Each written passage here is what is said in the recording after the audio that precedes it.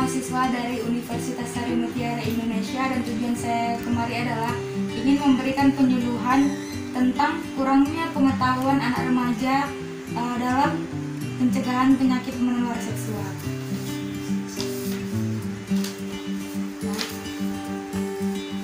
Sebelumnya saya ingin menjelaskan apa itu penyakit menular seksual. Penyakit menular seksual atau PMS adalah infeksi atau penyakit yang ditularkan melalui hubungan seks atau oral, anal, vagina. Penyakit kelamin atau infeksi yang ditularkan melalui hubungan seks yang dapat menyerang alat kelamin dengan atau tanpa gejala dapat muncul atau menyerang mata, mulut, saluran pencernaan, hati, otak, serta organ tubuh lainnya, misalnya HIV atau AIDS dan hepatitis B. Bentuk-bentuk gejala awal yang menjadi pertanda PMS diantaranya yang pertama yaitu benjolan atau lecet di sekitar alat kelamin. Yang kedua, gatal atau sakit di sekitar alat kelamin. Yang ketiga, bengkak atau merah di sekitar alat kelamin. Yang keempat, rasa sakit atau terdapat saat buang air kecil. Yang kelima, buang air kecil lebih sering dari biasanya. Yang keenam, demam, lemah, kulit menguning dan rasa nyeri sekujur tubuh. Yang ketujuh, kehilangan berat badan, diare dan keringat di malam hari. Yang kedelapan, keluar cairan dari alat vital yang tidak biasa, berbau dan gatal. Yang kesembilan, pada wanita keluar darah di luar masa menstruasi.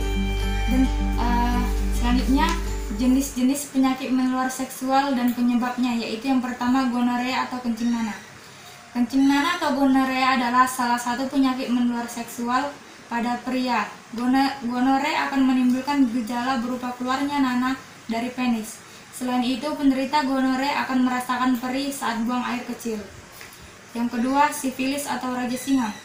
Luka pada area kelamin yang menjadi gejala sifilis seringkali tidak terlihat dan tidak terasa sakit sehingga tidak disadari oleh penderitanya, disebabkan oleh bakteri Treponema pallidum. Yang ketiga, ulcus mole atau kankroid. Kankroid adalah infeksi bakteri yang ditularkan melalui kontak seksual seperti herpes genital dan sifilis. Kankroid merupakan faktor risiko dalam transmisi dan akuisisi infeksi HIV. Yang keempat, klamidia. Klamidia adalah infeksi menular seksual, penyebabnya yaitu bakterial Chlamydia trachomatis. Selanjutnya, herpes. Herpes adalah penyakit kulit yang timbul akibat serangan virus HSV. Penyakit herpes kulit dan herpes genitalia merupakan jenis herpes yang paling umum ditemui. Infeksi virus herpes yang menyebabkan adanya luka di leher, di bibir, atau di bagian tubuh yang lain seperti menyebabkan sensasi gatal, terkadang disertai perih. Yang keenam, trichomoniasis, yaitu disebabkan oleh Protozoa trichomatis vaginalis. Yang ketujuh, hepatitis B atau HBV. Hepatitis B adalah peradangan organ hati yang disebabkan oleh virus hepatitis B. Virus ini dapat menular melalui hubungan seksual atau berbagai jarum suntik. Kondisi ini disebutkan infeksi hepatitis B akut.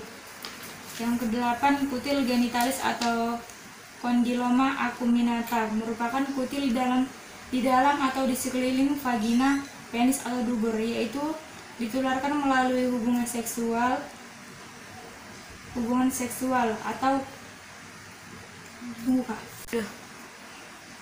atau human papillomavirus tipe tertentu bertangkai dan permukaannya berjonjot.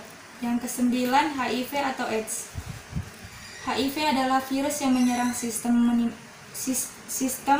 kekebalan tubuh manusia dan kemudian menimbulkan AIDS. Terdapat dalam cairan tubuh dan telah terinfeksi terutama di dalam darah, air mani, atau cairan vagina.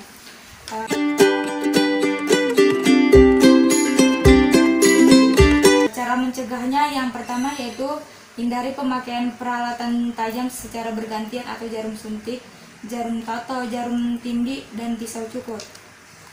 Tidak melakukan hubungan seks, tidak bergonta-ganti pasangan, dan menggunakan kondom setiap berhubungan seks. Selanjutnya, menghindari transfusi darah dengan donor yang tidak jelas asal-usulnya. Yang keempat, sebagai petugas harus memakai APD atau sarung tangan, jubah, dan masker. Cuci tangan sebelum dan sesudah tindakan, disinfeksi dengan larutan klorin dan penanganan limbah. Bagaimana kan tadi saya sudah menjelaskan.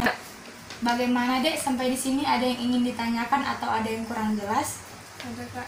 Ini maksudnya di pencegahan ini hindari pemakaian peralatan tajam secara bergantian. Jarum suntik itu maksudnya kayak mana gitu? Jadi gini, kita harus menghindari jarum suntik secara bergantian. Contohnya misalnya kakak pakai jarum suntik yang sama, lalu setelah itu kamu menggunakan jarum suntik yang telah kakak pakai gitu. Jadi itu tidak diperbolehkan.